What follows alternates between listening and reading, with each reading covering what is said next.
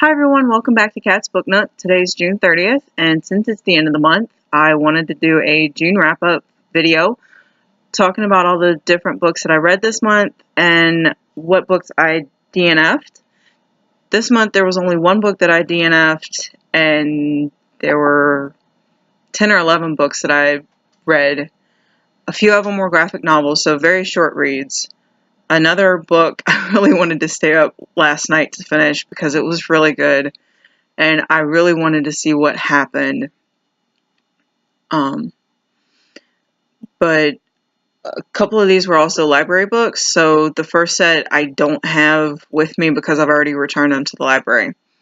And with that, I'm going to quit rambling and just tell you what I read this month. So up first, we have The Shack by William Paul Young. I was really surprised by this book. I knew the movie was coming out, and I'm gotta read the book before I watch the movie just to see what the differences were. And I know I was talking to a friend about this book, and she had mentioned that some of her church community folks were very upset that the book and the movie featured a black woman as God. If you read the book, you'll understand why. And it's actually a really neat premise that shows up as to why it was a woman who happened to be black instead of a white male figure.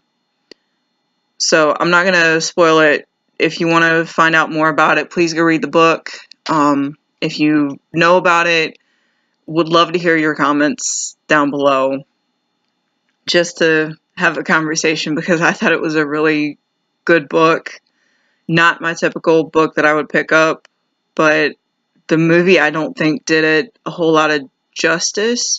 Visually it was really nice, but the ending I thought in the movie should have been the way it was in the book, just to provide some sort of closure, because the movie just closes on a family scene, and that's definitely not how the book closes. So if you've read it, please comment below. If you haven't, please go check it out. The next 3 books that I read were the Celestial Blue trilogy, The Taken, The Lost, and The Given by Vicki Pettersson. Again, books that I wouldn't have typically picked up, but set in Las Vegas, set in mob-like atmosphere with a PI that's been dead for 50 years, a newspaper reporter who gets to the heart of the story no matter the cost, and just kind of what happens and the big question of who killed Griffin Shaw. And that question goes through all 3 books, but all 3 books are different in that in the first one they're trying to shut down a prostitution ring, and I will say that the first one has a couple trigger warnings that come with it. So if sexual assault as a young child is a trigger for you, may not be the best book to start the series with. So start with the second book, The Lost. They talk about a drug ring that gets busted and how it gets busted and why it gets busted. And how stupid people really are. It was, yeah. That book I got through in, I want to say, like 2 days, just because I wanted to see what happened and I wanted to see where their story went. And then the third book, The Given, actually focuses on who really killed Griffin Shaw, and the twist on that I actually figured out in the second book, when he refused to open the letter that had been sent to the woman that he had rescued in the first book. You find out all about that in the first book, and then the second book builds on that part of the mystery, but the third book really hits things home. I really like the series, and I'm not normally big into murder mysteries or PI investigative stories, but I really like the series. So the next set, like I said, graphic novels, because they're easy reads for me. The Saga series, the first 4 books, these are definitely out of order. I have 5 and 6. I haven't finished those yet, so those are going to be on my July wrap-up video. But the artwork on these, really good artwork, decent storyline, and I'm kind of looking forward to the 7th volume coming out, which it should be out next year, according to the Goodreads release date. This next set should not even be a question, because I mentioned them in my summer to be read list. We've got Harry Potter 1 through 3. I'm about 100 pages into the 4th book, but these I get through fairly quickly. Book 3 is probably one of my favorite books. If I could start on book 3 every time I reread the series, I would definitely start on book 3, just because the storyline and meeting Sirius and Harry taking other classes besides what we'd seen in books 1 and 2, and Hermione, and just, I like book 3 a lot better. So, book 4 is coming with us camping today, and hopefully I'll finish it so I can get to 5, 6, and 7 in the next couple weeks. If you watch my library haul video in the last few hours that it's been posted, you'll know that I picked up 9 books from the library this week. I've actually already finished one of those, and it's Every Heart a Doorway by Seanan McGuire. Short book.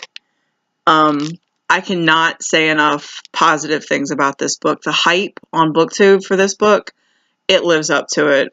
It was really good. I left a review on Goodreads for this book,